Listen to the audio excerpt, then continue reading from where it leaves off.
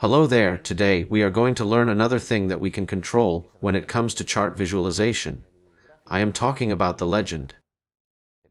Here we have a button with a drop-down menu with the most common options for controlling the legend.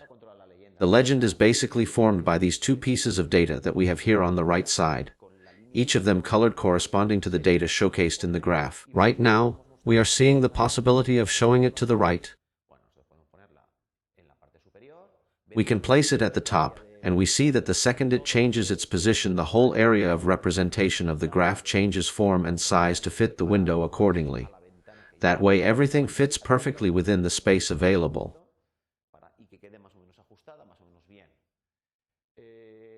We can also place the legend at the bottom, or at the right perhaps, but this time over the main graph, which is another displacement option that we have. In other words, with this last option, we will see it inside the chart area. If we pay attention now, by default, we were seeing the legend this way. However, we might also find interesting all the other placement options available. We could even move it manually, so we place it anywhere we please. It is also relevant to note that we have many possibilities when it comes to customizing the text and appearance of the legend. In addition to customizing the text, we can also change the filling by adding gradients, different colors, etc.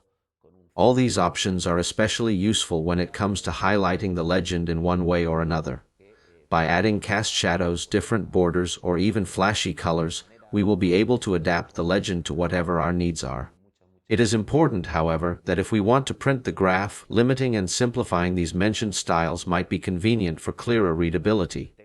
In contrast, if the graph is only going to be used in digital formats, we will have more freedom to use customized styles for our legends and graphs. I hope you have all find this video lesson useful.